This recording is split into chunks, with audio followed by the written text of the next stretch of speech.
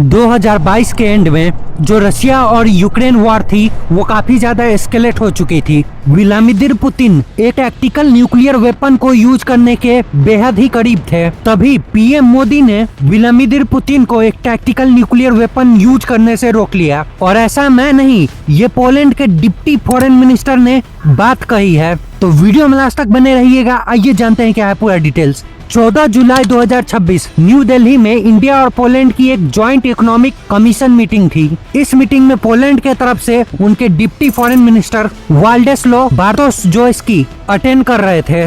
उन्होंने कहा कि पीएम मोदी एक बहुत ही रिस्पेक्टेड वर्ल्ड लीडर हैं। व्लादिमीर पुतिन पीएम मोदी की बात काफी ध्यान से सुनते हैं और 2022 के एंड में जो यूक्रेन और रशिया की वॉर थी उसमें पीएम मोदी ने एक क्रिटिकल रोल प्ले किया था रशिया को एक टैक्टिकल न्यूक्लियर वेपन यूज करने से रोकने में। तो देखिए एग्जैक्टली ये टाइम तब की है जब सितंबर 2022 में एससीओ समिट उज्बेकिस्तान में हो रही थी। इस समिट में पीएम मोदी और व्लादिमीर पुतिन की एक 1-to-1 मीटिंग हुई थी और इसी मीटिंग में एक स्टेटमेंट पीएम मोदी की काफी वायरल हुई थी जब उन्होंने व्लादिमीर पुतिन को कहा था कि ये एरा वार का नहीं है। मैं जानता हूं कि आज का युग युद्ध का है नहीं और हमने फोन पर भी कई बार आपसे इस विषय में बात की है कि डेमोक्रेसी और डिप्लोमेसी और डायलॉग ये सारी बातें ऐसी है कि जो दुनिया को एक स्पर्श करती है। लेकिन इसी टाइम पे पर्दे के पीछे कुछ और बात हो रही थी और ये बात जो पोलैंड के डिप्टी फॉरेन मिनिस्टर हैं उन्होंने बताया।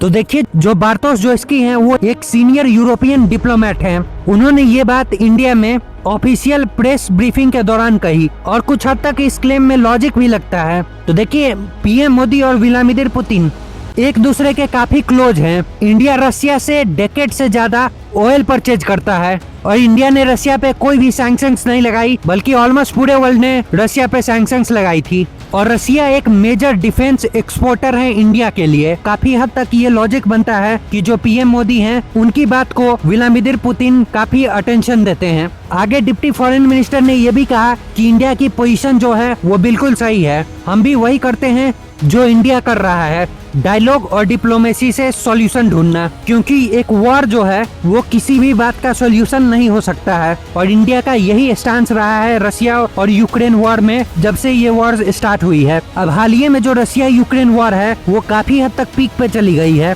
रशिया और यूक्रेन एक दूसरे को काफी बुरी तरीके से अटैक कर रहे हैं। रिसेंटली यूक्रेन के स्ट्राइक में रशिया की जो ऑयल रिफाइनरीज है वो डैमेज हुई। इसके बाद से रशिया के मीडिया में और उनके लोगों में ये बात की अटकलें लगाई जाने लगी कि क्या रशिया एक टैक्टिकल न्यूक्लियर वेपन यूक्रेन के ऊपर यूज करेगा।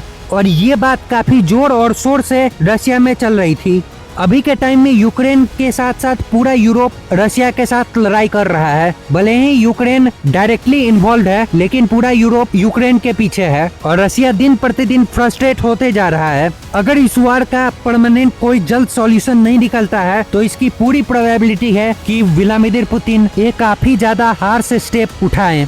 मैं आप सभी से पूछना चाहूंगा कि क्या रशिया की एक टैक्टिकल न्यूक्लियर वेपन यूज करने की सोच सही है या फिर गलत। कमेंट सेक्शन में अपनी राय जरूर लिखिएगा। तो दोस्तों अभी के लिए बस इतना ही। कोई नई अपडेट आती है तो मैं एक नई वीडियो लेके आऊंगा। जय हिंद, जय भारत।